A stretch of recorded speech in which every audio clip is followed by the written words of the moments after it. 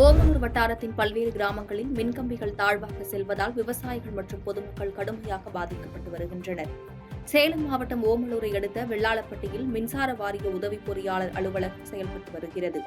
இந்த அலுவலகத்தின் மூலம் பல்வேறு கிராமங்களுக்கு மின்சார இணைப்புகள் வழங்கப்பட்டு வருகிறது. இந்த நிலையில் பல கிராம பகுதிகளில் மின்சார கம்பிகள் மிகவும் தாழ்வாக விவசாய நிலங்களில் உள்ள பயிர்கள் உரசும் அளவிற்கும் மனிதர்கள் எட்டித் தொடும் மிக குறைந்த உயரத்திலும் அமைக்கப்பட்டுள்ளது. இதனால் பல நேரங்களில் தீ விபத்து ஏற்பட்டுள்ளது.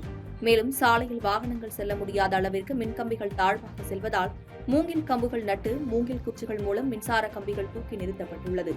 இதுகுறித்து அப்பகுதி விவசாயிகள் கூறும்பொழுது விவசாய பயிர்களை சாகுபடி செய்ய முடிவதில்லை எனவும் அவ்வப்போது மின்சார கம்பிகள் உரசி பெரும் ஆபத்தை ஏற்படுத்தும் சூழல் இருப்பதாகவும் பெரிதும் பாதிக்கப்பட்டு வருவதாகவும் கூறினர். எனவே கிராமங்களில் மின்வாரிய அதிகாரிகள் ஆய்வுப் பணிகளை மேற்கொண்டு மின்கம்பங்கள், மின்சார கம்பிகள் ஆகியவற்றை உடனடியாக சீர் செய்ய வேண்டும் என பொதுமக்கள் கோரிக்கை விடுத்துள்ளனர்.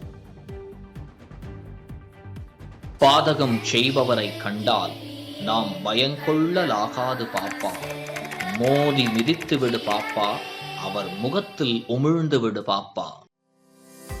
அண்மை செய்திகளை உடனுக்குடன் தெரிந்து கொள்ள இணைந்திருங்கள் இயம்நாடு தொலைக்காட்சியுடன்.